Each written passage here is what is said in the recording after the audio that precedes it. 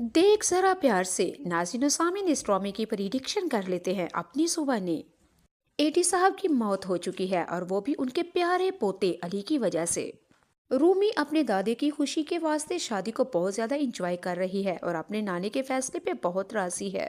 जबकि अली को ये शादी तो एक स्यापा लग रहा है और वो मुसीबत में दुचार है, यहाँ तक कि वो अपना घर ही छोड़ के भाग जाएगा। एडी साहब मरने से पहले कशान से कहेंगे कि अली तो यहाँ से भाग निकला, लेकिन खुदा का वास्ता है तुम ये शादी कर लो, मुझे मेरे दोस्त के आगे रसवा मत करना। कशान एडी साहब को ऐसा कौन सा फैसला सुनाएगा कि एडी साहब की मौत ही वाकई हो जाएगी। कशान अली को फोन करता है, लेकिन अली ने अपने फोन नंबर से बंद कर लिए। और दूसरी तरफ एडी साहब को दफन भी कर दिया जाएगा। और अली एडी साहब की मौत के बारे में जब बाहर से पता चला तो भागा भागा आएगा, और लेकिन बहुत देर हो चुकी होगी।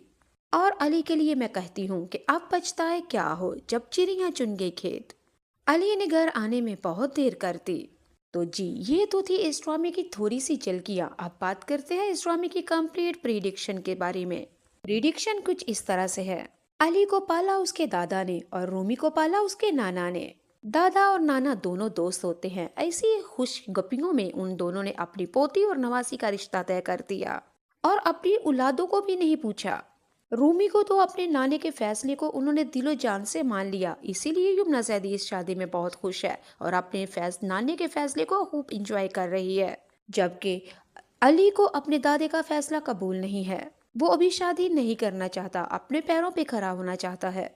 अली को जब पता चला कि मेरा दादा मुझे मजबूर कर रहा है और मुझे ये शादी करनी ही पड़ेगी, तो अली के पास शादी के सिवा कोई चारा नहीं, लेकिन उसने दूसरा रास्ता इख्तियार किया, यानी कि घर से भाग निकलने का। अली के पास इस शादी से बचने के लिए एक ही रास्ता था और वो था फरार, और वो फरार होने में कामयाब भी हो गया।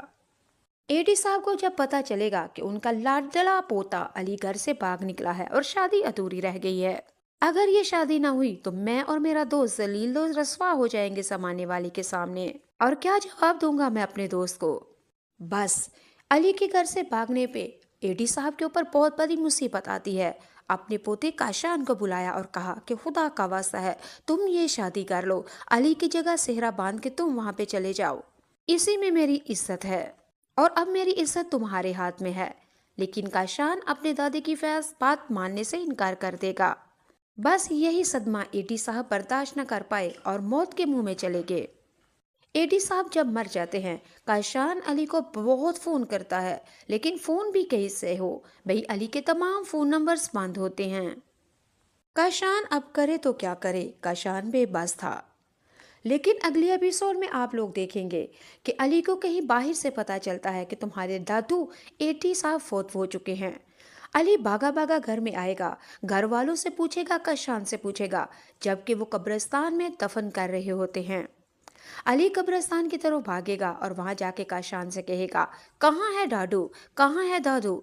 तो काशान कहेगा कब्र की तरफ इशारा करके, यहाँ दादू सो चुके हैं, तुम्हारे फैसले ने उनको बेहद दुख दिया और वो मौत को उन्होंने गले लगा लिया।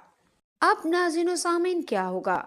अब अली को अपने दादे के फैसले को पर अपना सर खम करना पड़ेगा और मरने वाले के फैसले को आमीन करना होगा। कैसी लगी आपको इस ड्रामे की प्रिडिक्शन। अगर आप लोग मेरे चैनल पे नए आए हैं तो प्लीज़ मेरे चैनल को लाइक कीजिए, सब्सक्राइब कीजिए और अच्छा सारा कमेंट बनता है प्यारे दोस्त। और हाँ, जाते जाते आपसे कहूँगी, क्या आपने आज पंजगाना नमाज अदा की और कौन सी नमाज आपकी कज़ा हुई। और अगर कज़ा हुई है तो कोशिश कीजिएगा आज के बाद कज़ा नहीं बल्कि अदा कीजिएगा इंशाअल्लाह।